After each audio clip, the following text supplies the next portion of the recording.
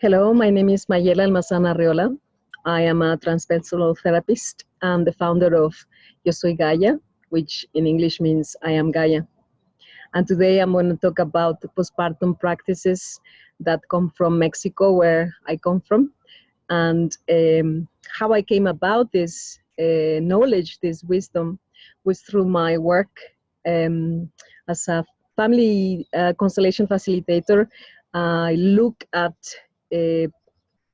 transgenerational inheritance of the pain body, particularly in women. So it was unavoidable that trauma, postpartum, and trauma during birth, and trauma even preconception and during pregnancy became part of my work. And this took me to analyzing and looking at how traditional Mexican medicine views trauma, how it views healing, how it views birth as vision of what it means to be healthy, what it means to have an overall well-being. Because like many other traditional medicines, traditional Mexican medicines views health as a holistic concept. We can't talk about postpartum care only talking about the body, the care of the body. We need to include the emotional side as well. So in this respect, when I talk about postpartum care practices in Mexico, I will be referring to not just the birth-related techniques or understanding of how things work, but I will be referring to the whole cosmovision, the Mexican, traditional Mexican way. There's many different native peoples in Mexico, so you necessarily have to do a generalization or an average of this amazingly big cosmovision. So when I talk about postpartum practices, I will necessarily then refer to a whole understanding of how health works, how the world works, how the universe works, how we connect with the universe as humans. My interest in postpartum and even birth-related trauma and healing came about because of my work on transgenerational inheritance of the pain body in women.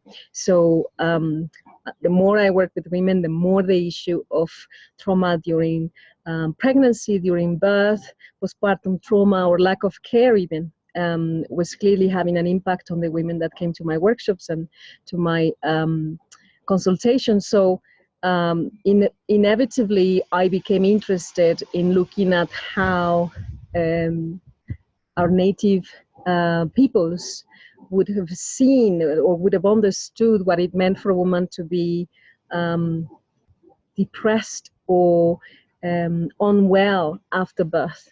And so I was lucky enough then to come across a number of traditional Mexican midwives that I have learned from, notably Angelina Martinez Miranda, who is world famous, but a few others as well from different parts of Mexico, as well as some traditional Mexican healers. So the first thing I want to talk about is the main focus of postpartum care, and the main focus of a lot of the care of the health of women and men in traditional Mexican medicine is related to the concepts of heat and cold, which is also found in other traditional medicine systems. So when we talk about postpartum care, the aim of a lot of the practices and rituals and the foods and the teas and the herbs that we give our women after they give birth are there for the woman to recover the heat that has left her body as she has opened up. Obviously, to give birth physically, a woman is opening up, but according to our vision of this event, women also have to open up spiritually, emotionally, in order to allow this new new life to come to the world. And so the practices of traditional Mexican medicine that aim to look after and ensure that women postpartum are strong and happy and bonding with the child are all about bringing back this warmth, this heat that leaves our bodies, and I mean our physical, emotional, and so on bodies when we give birth. And so I can talk about, of course, different herbs and spices that are used during the massages, during the women's, the meals that she will eat, the infusions that she will drink, the herbal baths that she will be immersed in to recover this heat. I find it very difficult to give you a list of names, because it would make very little sense for me to give you a list of exotic herbs that you can only find in Mexico, when Angelina Martinez always will tell you that our local plants, wherever we are in the world, are the ones that we need in order to heal. So rather than give you a list of spices and herbs, I think what I can say is that according to traditional Mexican medicine, the best herbs for a new mom are those that bring back this warmth into her body. And one that immediately comes to mind that is international, for instance, that I can share easily is oregano. So we'll incorporate this herb into the infusions that she will drink. We'll certainly include it in the herbal baths that she will receive as part of this care, postpartum care, as well as many others. But the chicken soup, chicken consomme with lots of vegetables, the fresh vegetable juices, all these are part of the care that we give to our new mummies. But the aim is always bring back the warmth to her body. So I can talk about, for instance, vaginal steaming, which has been in the press and social media a lot of late. Is a very common postpartum ritual that we share with our women. Again, the herbs that we use are local and are all about tonifying, and they're all about bringing this warmth into the woman's body. In a similar vein, we have the sweat lodge, which we call temazcal, and is also a very, very popular tradition postpartum for women in Mexico. This is the custom where you go into what we call the earth's womb, back into the heat of earth's womb to heal. And again, with the warmth of the environment, we will make sure that the woman is recovering, and we will be using herbs that promote breastfeeding, that support her breastfeeding practices. So again, the topic of heat is very important. And remember, in Mexico, it's usually quite hot, so it's not related to the heat outside in the weather, but is related to the fact that the woman, as she opened up, as I said, allowed the cold to come in. In fact, in traditional Mexican medicine, we talk about different types of wind that can take over your body and will give you different types of conditions.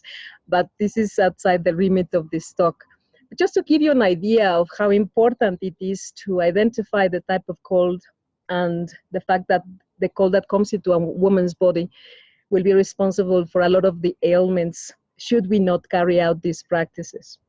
So we also do the very famous, which is being translated in a funny way, the closing of the woman physically and energetically as well, which is known mostly in the UK as closing of the bones. In Mexico, we don't call it that, because the bones is just one of the many things that we close during the ceremony. And it's a very beautiful ceremony where, yes, we do close the woman physically, energetically, but we also honor her body and honor her for the efforts that she and all the power that she demonstrates, and all the hardship that it can be when you are 9 months pregnant, or and then you give birth. So we do our cerrada, or cerrada de caderas, which would translate as closing of the hips, but mostly called cerrada overall in Mexico. We carry it out together with massage with warm oil on the woman's belly, because a lot of our traditional indigenous midwives are very, very well versed on these techniques for reaccommodating the womb back into place, because it can sometimes be displaced during birth and so on. So it'll include a massage of the belly, it'll include a herbal bath, an immersion bath, and then we'll do the closing of the woman. So we close her physically, energetically, but we also use this ceremony in order to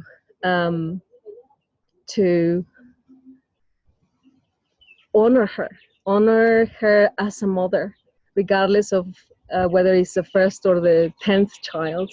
We find that there's nothing in society that really praises the woman for her efforts during pregnancy and birth. So this is the time. This is the time we use for that. And going back to the topic of herbs and foods, that was one of the questions that I had to address. And that I said, well, there's no point talking about all these exotic Mexican herbs, which you can't get. The one thing that I mentioned was oregano, but the other one that has a huge role, not just postpartum, but also during pregnancy, is cacao. So as you know, the way we prepare cacao in Mexico is different from the European or even the North American way, commercialized way that we see a hot chocolate drink. We will prepare our cacao.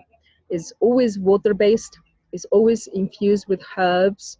And long before our science knew or found out all the myriad properties of cacao, not just for women, for everybody, our ancestors here in Mexico knew and viewed cacao as a sacred drink, a drink of the gods, they called it. And so, because the woman is seen as a warrioress, as a goddess as she gives birth, what could be better than to provide her with this drink, a drink of cacao? So we use cacao as a drink for her throughout pregnancy. It will strengthen her immune system. It will support her circulation, blood circulation. It will certainly lift her mood, should that be needed. So there's lots of benefits, and cacao certainly is one of the things that we will most definitely use with women during pregnancy and for sure postpartum. It's probably, together with chicken soup, one of the first things that you will be given after you give birth in Mexico. So the next thing I wanted to talk about was the difference between past practices and current practices with regards to traditional Mexican practices around birth.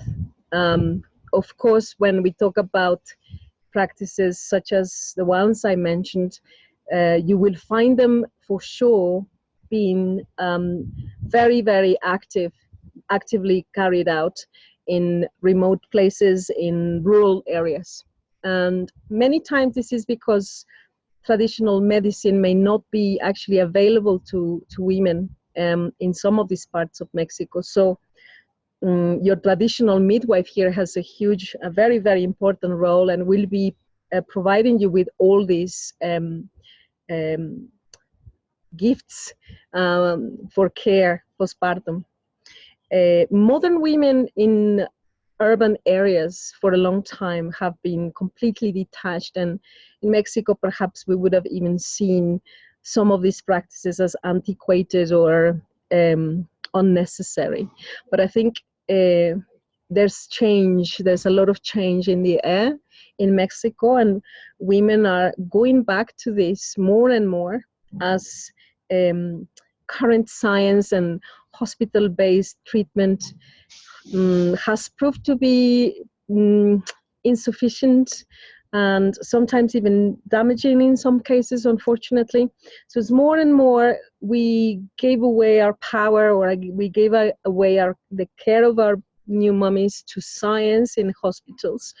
More and more women started to become a bit disappointed of this. So the return to traditional ways of clothing the woman, of looking after her, the steaming, the immersion baths is coming back very, very powerfully. And I think this is not just in relation to postpartum care or birth work. I think the return to natural traditional ways is becoming stronger each day in Mexico in all areas of health. And probably the same could be said about many other countries in the world, or most countries in the world. So we are delighted that we are valuing what we got from our ancestors, from our grandmothers and our grandfathers. And I want to talk about this in relation to one of the last questions of the ones Layla wanted me to answer. This was related to the issue of appropriation of traditional ways of looking after people, and particularly around birth work. And of course, the topic of the rebozo, Mexican rebozo, or this shawl we use for pregnancy massage and postpartum, the postpartum ceremony of closure, is very relevant. More and more people are publishing books and creating workshops where rebozos are used, often with ignorance of the impact that this has on the original peoples who have created, or who share this knowledge at some point with people outside the local culture. I was asked to talk about what I think about the appropriation of this, because whilst rebozo is not a unique garment for Mexico, the use of rebozo for birth work is certainly, as far as I have researched, emerged from Mexico, and then from Mexico being shared with other Latin American brothers and sisters. So whenever we see workshops and people teaching using rebozos that are not Mexican, or not acknowledging the source, publishing books and manuals, not acknowledging the source, is really off-putting. Of course it is. But it's not just the acknowledging, because I can very easily acknowledge, you know, midwife such and such on my manual or my book. But the reality is, whenever there is an issue of appropriation, there's an issue of economic differentiation between the source country and the country exploiting or commercializing this knowledge. And so the question arises that about how can I possibly make my use of this wisdom sustainable and ethical, because as a birth worker, as a therapist, that's one of the first things I should aim to be: ethical and congruent. So just mentioning somebody in a book, whenever that somebody is in a financially difficult situation compared to yourself, is not enough. So we need to be, first of all, aware. We need to be open to touch issues that are not very nice to talk about. But we need to also be creative and be willing to look at different ways in which we can not just buy one Mexican rebozo and that's me, you know, I can now make my $100 in my workshop, and my conscience is cleared. I think there needs to be a regular contribution to the country of origin, so that not only can I make sure that all these people who are the originators and the keepers of this wisdom are taken care of. Remember, countries like Mexico, countries in Africa, where a lot of this wisdom comes from, we have no systems of pensions. We have, you know, there is not a lot of provisions for the elders besides their families. So we're finding traditional Mexican midwives who are in dire straits, really difficult circumstances financially, where before maybe they would have traveled and taught people at home and abroad.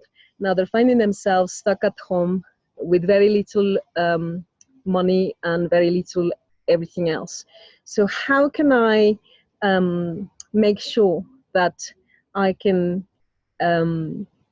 make a contribution towards the sustainable use of this wisdom? And I think it has to be through a regular contribution rather than a one-off contribution or just the mentioning of a book. So this will make sure that these traditional midwives are passing this on willingly, happily, not just to people outside our countries, but also to, very crucially, to people within their countries, so that this tradition carries on. But there's also another aspect that I find is really important, and it shows in people's work. Whenever we use somebody else's wisdom, whenever we apply somebody else's knowledge, and we have no lineage, we have no connection to the ancestral roots of this knowledge, our work unavoidably loses power. So I think as a birth worker, it's very important to ensure that you are energetically and physically connected to the root of the practices that you share with the women in urban areas in New York, in London, through this regular contribution, financial contribution. If you are better off than them, surely there has to be something like this. And by doing so, not only are you contributing towards the survival and the thriving of these practices, but you are also making sure that your practice as a birth worker is congruent, is ethical, and it's sustainable. Okay, sustainable. Because if we don't do this, perhaps this sort of people will stop teaching. Perhaps the last traditional midwife with certain knowledge will pass without having shared her wisdom with other people, because she had to work on something else to survive. So as people who live in developed countries, we need to be very careful of how we do things and think of all these concepts that are difficult to grasp and certainly difficult to talk about, beyond just the one workshop or the one purchase. So this is my point of view with regards to how you can be congruent as a birth worker, you can be ethical, and you can ensure that these practices are sustainable for everyone involved. The last one is, the last question that Layla wanted me to answer was, what are the last words of wisdom or suggestions I could make for women out there listening to this video? And as a Mexican living in Europe for such a long time now, I was very, very fortunate to have had my mother look after me after I had my children. So this is another very Mexican tradition where unless there is issues or there's no mother or something, whenever somebody gives birth, your mom, your sister, your aunties will help, be greatly involved in postpartum care. Depending on where you come from, yes, it may be 40 days, it may be a bit less, but certainly there will be involvement. And in my case, when I had my children in Europe, my mother would have traveled and stayed with me, certainly for a little bit over the 40 days. But the thing that I have come to realize all this time that I lived in Europe is that a lot of women in Europe seem to think that asking for help makes me less of a woman, or is demeaning, or it's unnecessary, or I don't know. I really don't understand what's behind this, but I see a lot of women in Europe being really reluctant to ask for help. And with the way that families live nowadays, where your mom may be very far away, or you may not be very close to your sister, I think it's very important for women to realize that help is absolutely and super certainly needed during the postpartum period. I am aware that not all cultures are so family orientated like the Mexican culture. Even modern life with people working such long hours and then commuting can make things complicated. So I think it's very important, number one, for the new mommy and the pregnant ladies to accept and understand that asking for help is absolutely fine and very beneficial. And number two, for us who are not pregnant anymore, who have neighbors and friends who are getting pregnant, having babies, to realize that we have a role to fulfill in the care of these women. We may think that the children that these women are having have nothing to do with us, but every child counts, every birth counts. So if you have a neighbor or a friend who has just had a baby, why not think about ways in which you can help and support her? Because the most likely situation is that she will be by herself coping as best as she can. So it's a two-sided thing. Pregnant ladies, please ask for help. And when it's offered, accept it. Be very clear of what you need and then ask for it. And all this takes is a chat with your midwife, that was the pump. I'll wait.